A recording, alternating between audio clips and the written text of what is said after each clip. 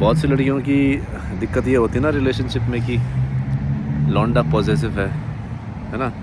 It's because he wants to control you. He wants to control the dynamic of the relationship. He wants to control it. He can not let go because ये पहली बार उसको feeling आया है कि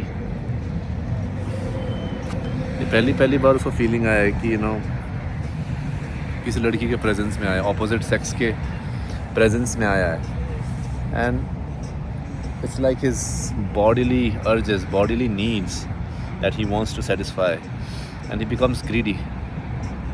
जो उसके body जो needs होते हैं, he feels कि opposite sex से ही फुलफिल हो रहा है, so he needs to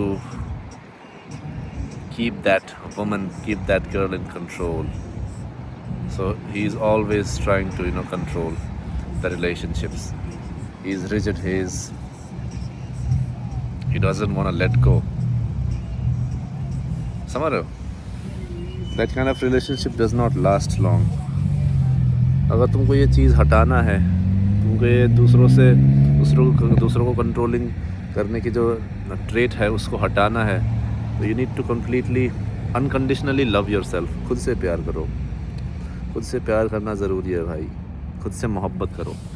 खुद को जो मन है वो करो.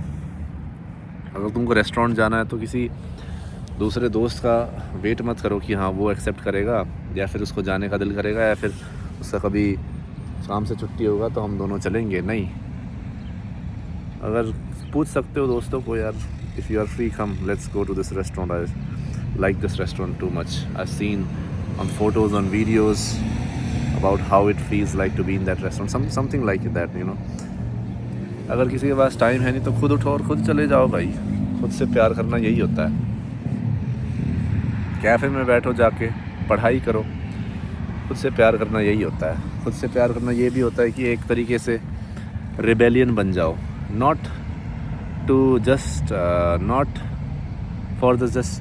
Just for the sake of rebelling, but to be your authentic self, but to fulfil your desires, but to be what you want to be. तुम किसी को ठेस पहुंचाने के लिए ठेस नहीं पहुंचा रहे हो. You are doing it because you like it. You are not bothered about anybody else's opinion anymore. समझ रहे हो ना तुम किसी को कंट्रोल कर रहे हो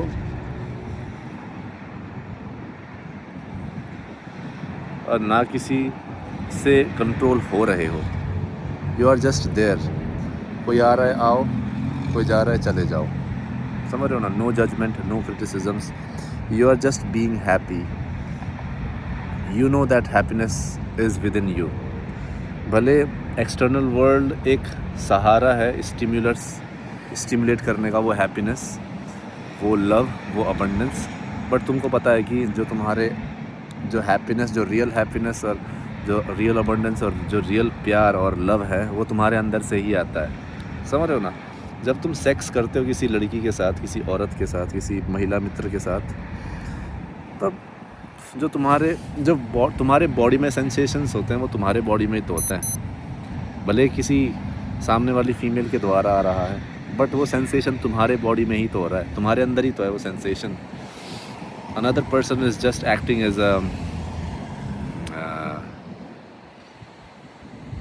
as an attribute to stimulate that emotion, but that emotion is already inside you, has already been inside you.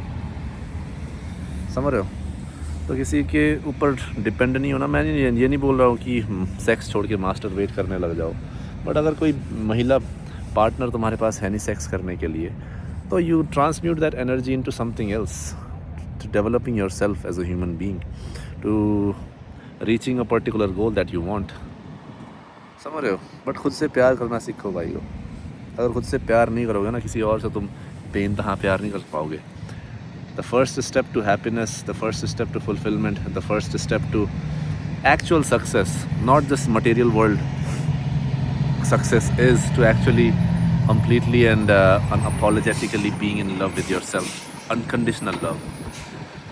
चाहे तुम में कितनी खामियां हो, चाहे तुम में कितने ही वीकनेसेस हो, चाहे तुम कितने ही कैसे ही दिखते हो, कैसे ही बोलते हो, चाहे तुम्हें दुनिया बोलती है कि नालायक हो, चाहे तुम्हारे पेरेंट्स ही क्यों ना बोलते हो कि तुम नालायक हो, खुद से प्यार करो।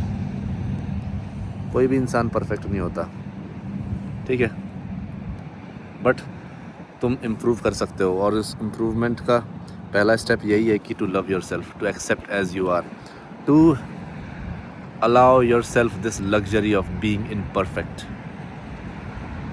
Allow yourself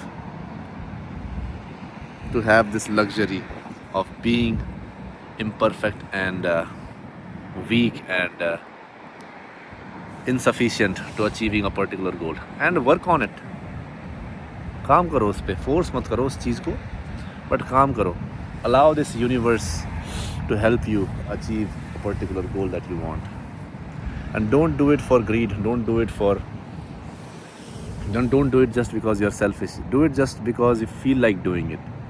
Do it for the sake of it. Just like an artist, समझ रहे हो ना, एक कलाकार कला क्यों बनाता है? Just because he loves it.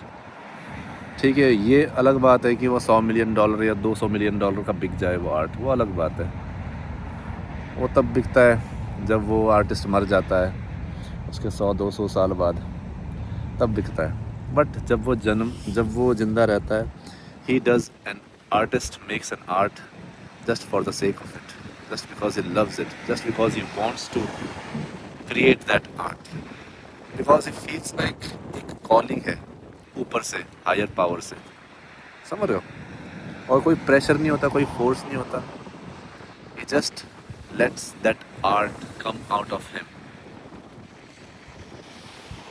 और ये कब होता है?